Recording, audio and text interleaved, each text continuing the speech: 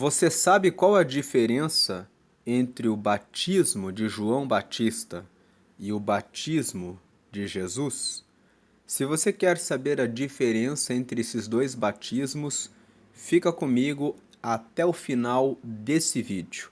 A graça e a paz de Jesus Cristo, seja bem-vindo a este canal que compartilha leituras, estudos, meditações e reflexões com base nos capítulos da Bíblia.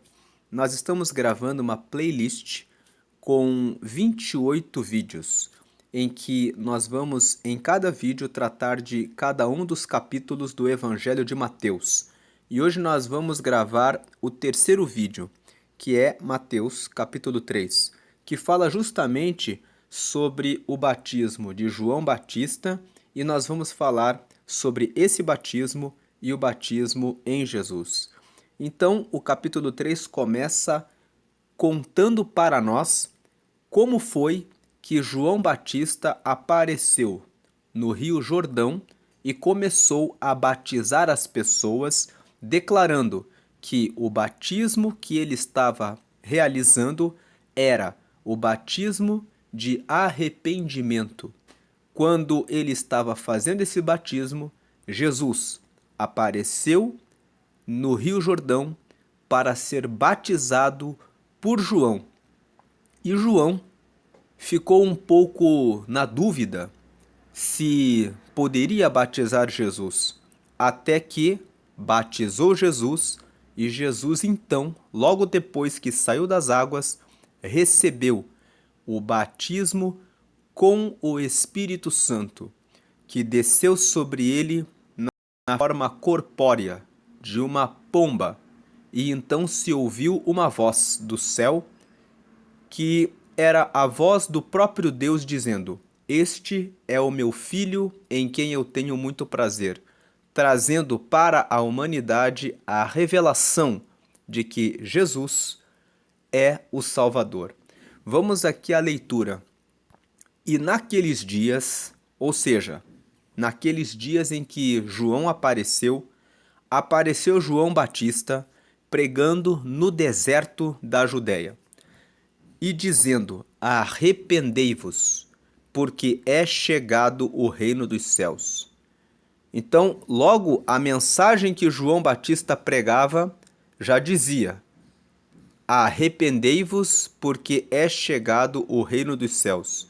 João Batista apareceu no Rio Jordão, no deserto da Judéia, pregando o arrependimento, que as pessoas se arrependessem de andarem nos seus erros, na vida torta, seguindo os seus próprios interesses e as suas próprias vontades, que elas se voltassem para Deus, que elas se voltassem para conhecer as Escrituras, mas muito mais importante do que conhecer, em praticar, porque muitas pessoas conheciam a palavra, conheciam as Escrituras, mas no seu dia a dia, na sua vida, elas andavam fazendo o oposto, andando em caminho torto.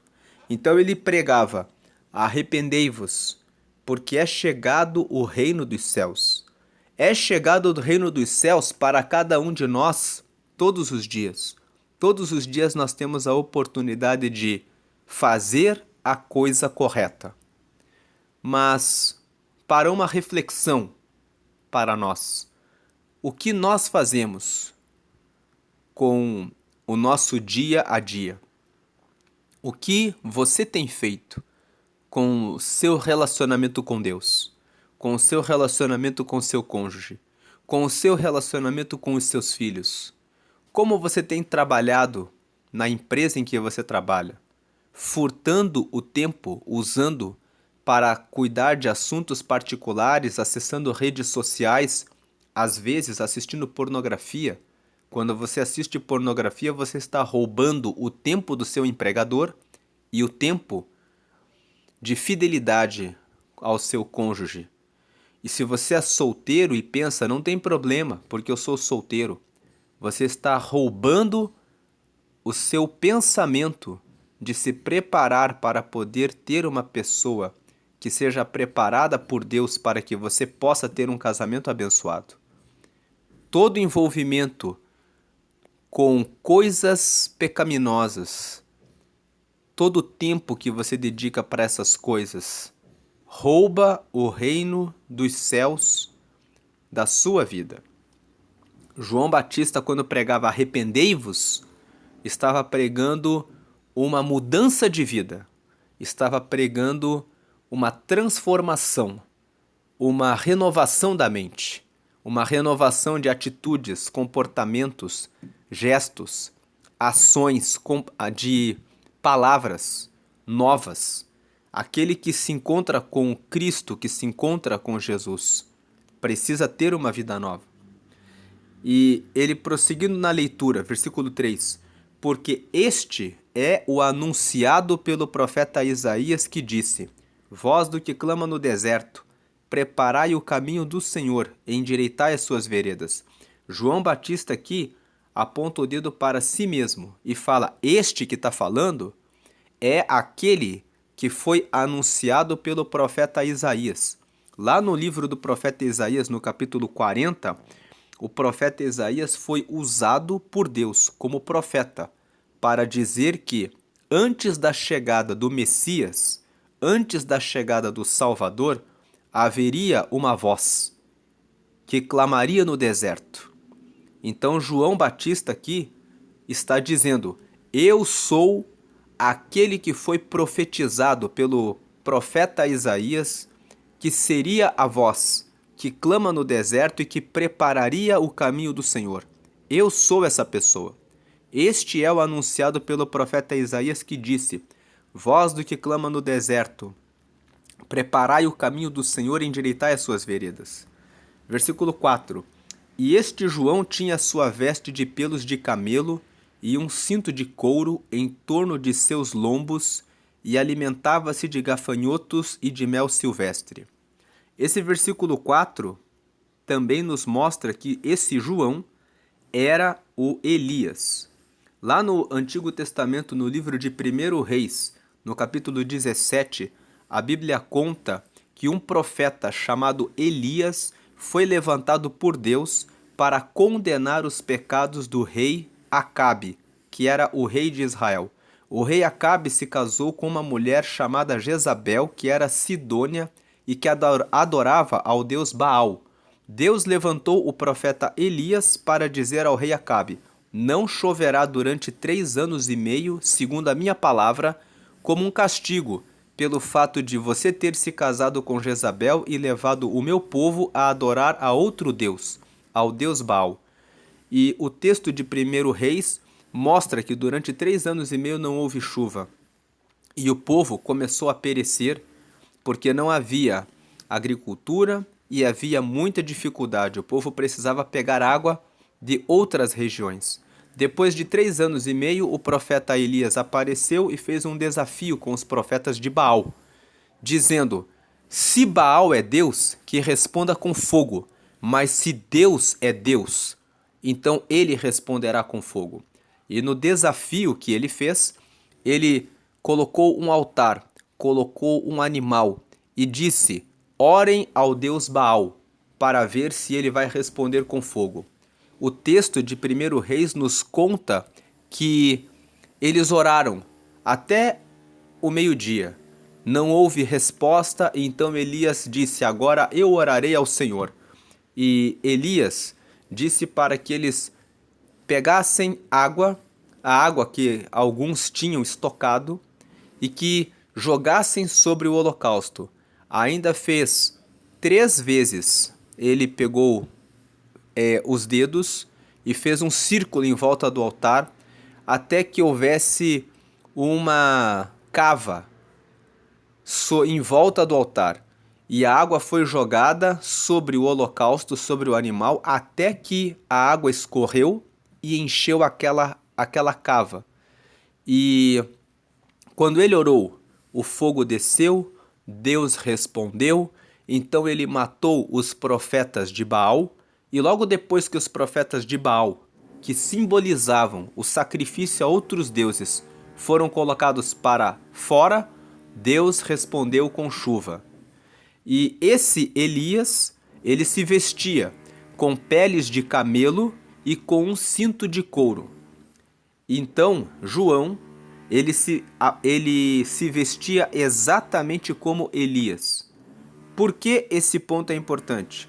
Porque lá no livro de Malaquias, no capítulo 3, a Bíblia fala que antes da chegada do Messias, Deus enviaria um Elias. Então, esse versículo 4, quando nos mostra que João se vestia como peles de camelo e um cinto de couro, ele se vestia como Elias.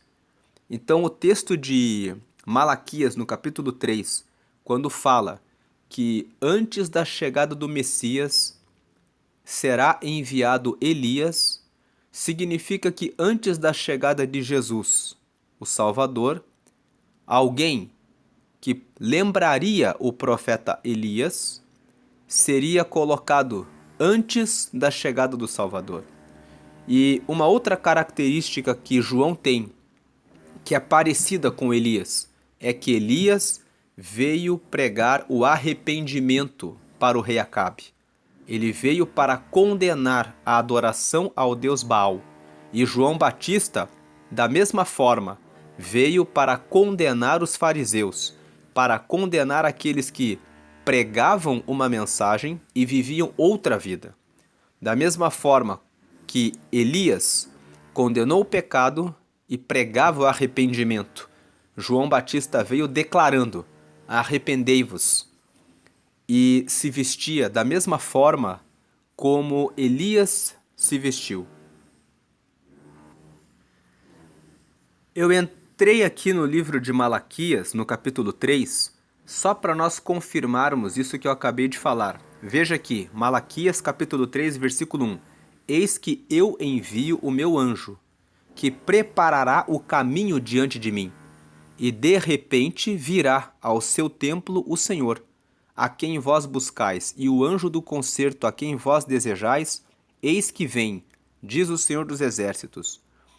Mas quem suportará o dia da sua vinda? E quem subsistirá quando ele aparecer? Porque ele será como fogo do ourives, e como o sabão dos lavandeiros.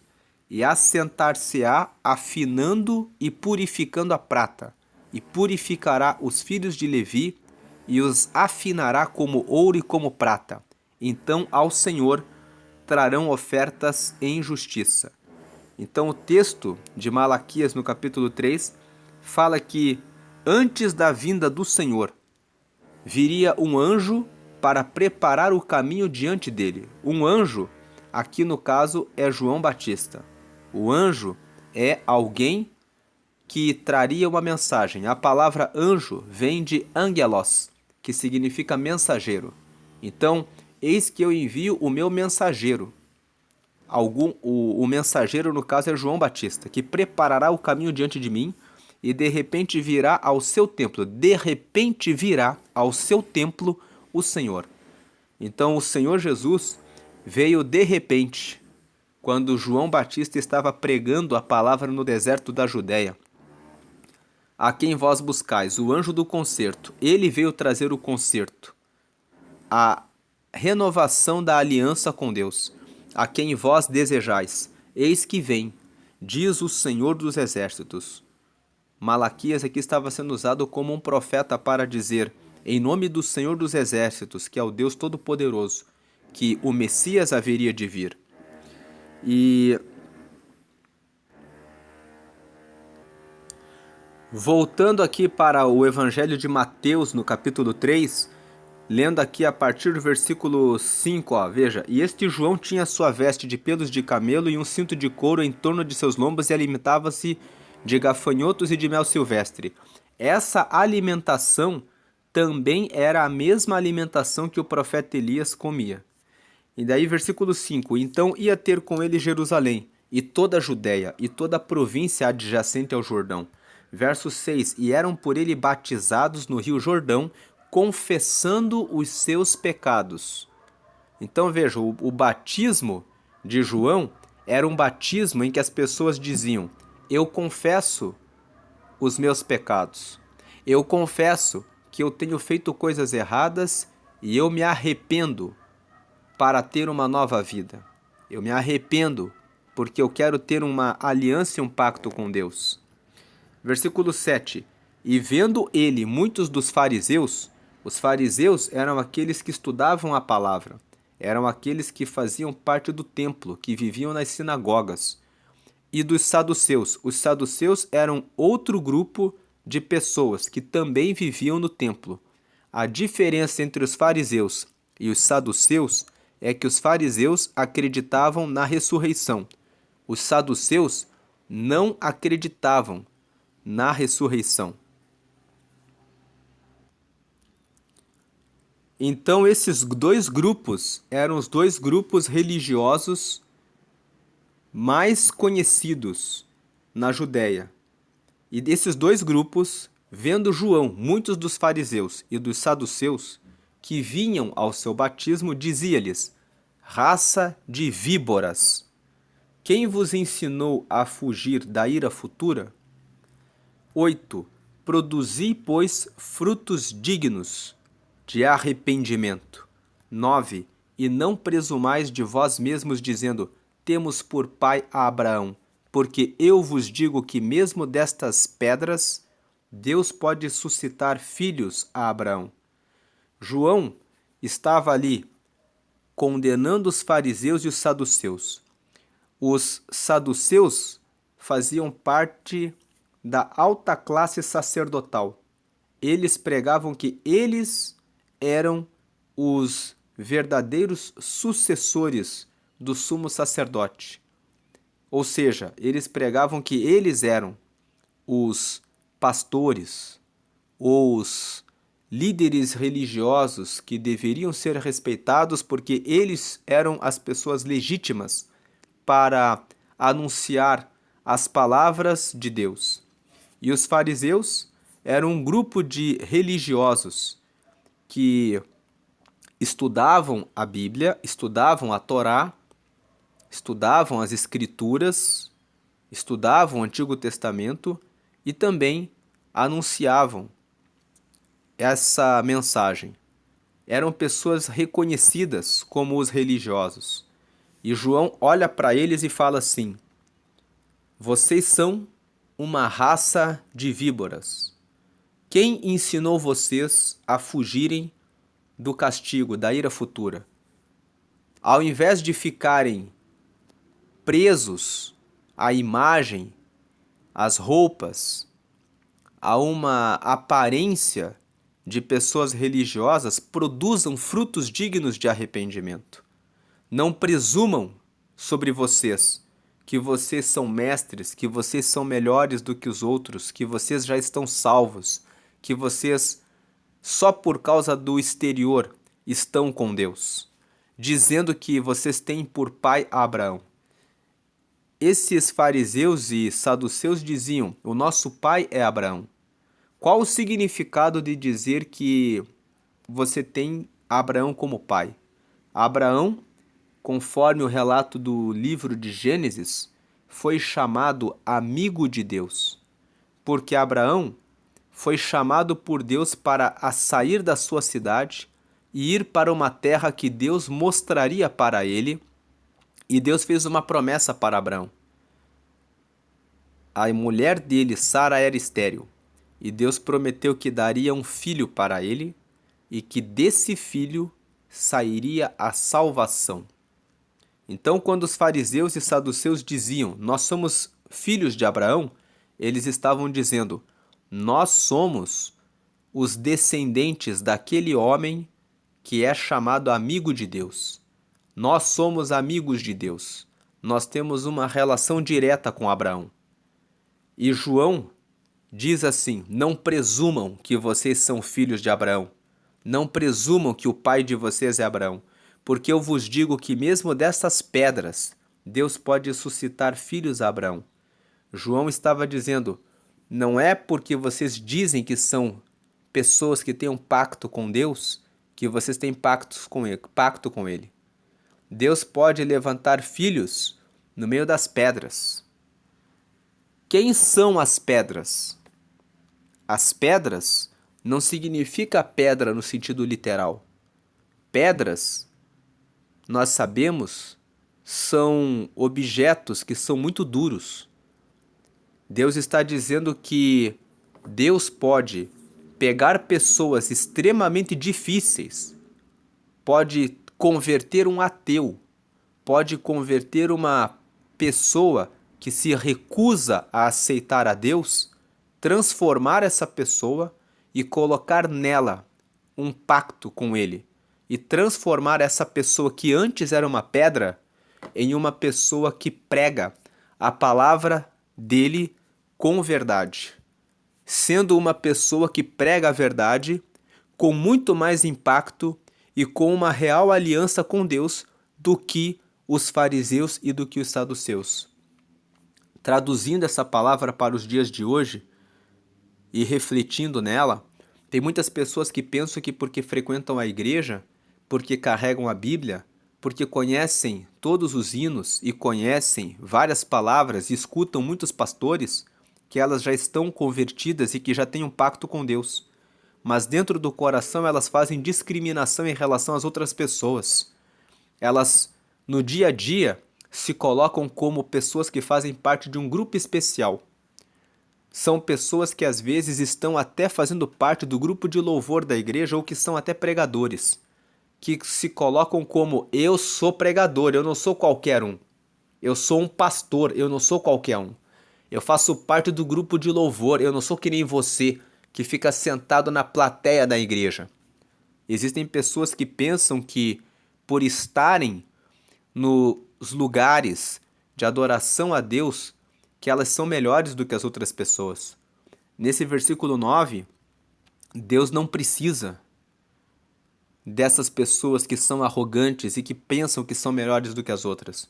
Se Deus quiser, Deus levanta a prostituta, levanta o traficante, levanta aquela pessoa que todo mundo fala: esse não tem jeito, é que nem uma pedra. Bate, bate, bate, mas ele nunca vai aceitar a Jesus. Deus levanta o homicida, transforma e faz com que eles preguem a palavra. E Deus estabelece uma aliança e um pacto real e verdadeiro com essas pessoas, porque quando elas vêm até Jesus, elas vêm sabendo tudo o que elas fizeram de errado no passado. E elas vêm com a real e autêntica intenção de pregar o reino de Jesus, porque a vida delas passa a ser um testemunho daquilo que Deus pode fazer com o seu poder. Deus não precisa daqueles que pensam que são santos, daqueles que presumem de si mesmos, que são filhos de Abraão, que são os filhos de Deus, que são melhores do que os outros e que estão prontos para fazer a obra de Deus. Versículo 10. E também agora está posto o machado à raiz das árvores. Toda árvore, pois, que não produz bom fruto, é cortada e lançada no fogo. Versículo 11. E eu em verdade vos batizo com água, para o arrependimento. Mas aquele que vem após mim é mais poderoso do que eu. Não sou digno de levar as suas sandálias. Ele vos batizará com o Espírito Santo e com fogo. Então no versículo 10, João fala: o machado está na raiz da árvore. Se a árvore não produz um bom fruto, ela vai ser cortada e vai ser lançada no fogo. Então, qual é o fruto que nós temos produzido? É um fruto que está ligado à verdade, que está ligado a trazer a renovação e a salvação das almas para o reino de Deus? Ou nós estamos produzindo um fruto para a nossa arrogância, para a nossa religiosidade? O machado está na raiz. Se o nosso fruto não é para o reino de Deus, nós seremos cortados diante de Deus. E o versículo 11, João explica aqui qual é o seu batismo. Eu batizo com água para o arrependimento. Então vocês estão sendo batizados para que se arrependam, para que confessem os seus pecados. Mas aquele que vem após mim, ou seja, vai vir um depois de mim, que é mais poderoso do que eu. E eu não sou nem digno de carregar as sandálias As sandálias fala a respeito dos calçados, fala a respeito de eu não estou nem aos pés dele. É isso que ele está querendo dizer aqui. Eu não estou nem aos pés dele. Eu não posso nem levar as sandálias dele. Ele vos batizará com o Espírito Santo e com fogo. Versículo 12: em sua mão tem a pá, e limpará a sua eira, e recolherá no celeiro o seu trigo, e queimará a palha com fogo que nunca se apagará. Aqui João Batista trouxe uma revelação. Aqueles que estiverem com Jesus serão limpos e serão trazidos para o reino de Deus. Mas aqueles que não estão com ele serão queimados como a palha, no fogo que nunca se apaga. Serão lançados no inferno. O inferno, de fato, existe.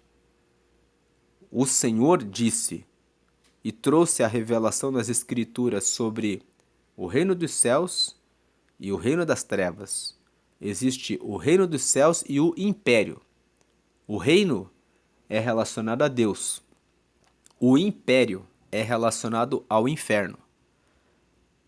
Quando ele fala aqui, recolherá no celeiro seu trigo, Jesus contou uma parábola, dizendo que o trigo cresce junto com o joio, querendo mencionar que aqueles que são verdadeiros filhos de Deus são o trigo, e aqueles que crescem junto com o trigo nas igrejas, mas que não estão ligados a Deus, são como o joio.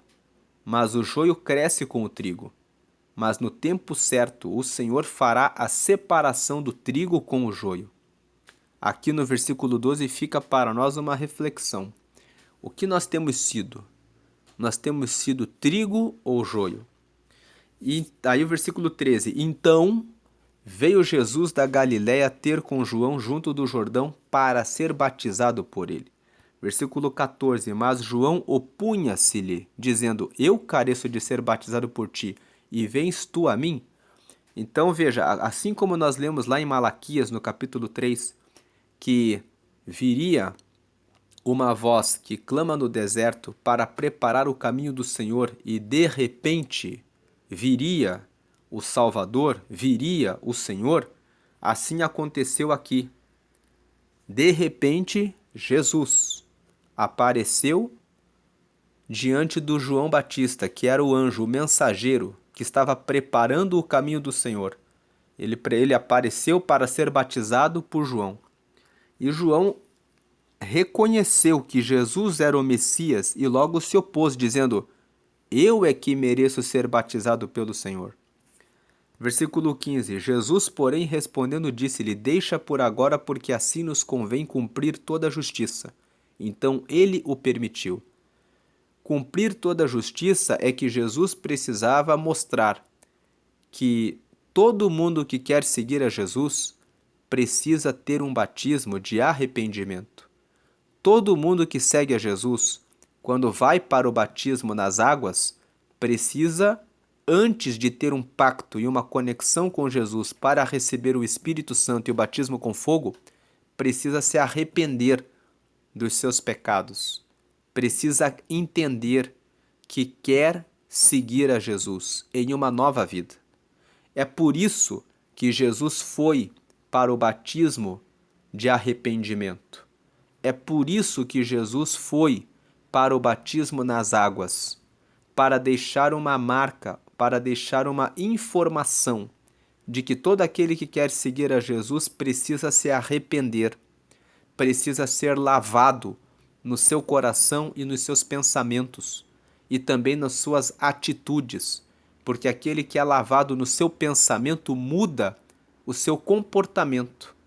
Aquele que tinha um pensamento de prostituição, um pensamento de desonestidade, um pensamento de infidelidade, de deslealdade, passa a ter um novo pensamento e passa a agir com novidade de vida. Toma novas ações e novas atitudes. Então Jesus ele veio, por isso Jesus disse: deixa por agora, porque assim nos convém cumprir toda a justiça. Eu preciso ser batizado nas águas para deixar um exemplo, para deixar a revelação de que todo mundo que quer vir após mim precisa se arrepender. Quando entra no batismo, precisa compreender que seguir a Jesus é viver em uma nova vida. Então ele o permitiu. Quando João entendeu isso, João disse: então vamos fazer esse batismo, para ficar registrado nas Escrituras e anotado que todo aquele que quer receber o batismo que vem de Jesus, que é o batismo com o Espírito Santo, que é o batismo com fogo, precisa antes de tudo se arrepender. Precisa vir para o batismo das águas com o arrependimento.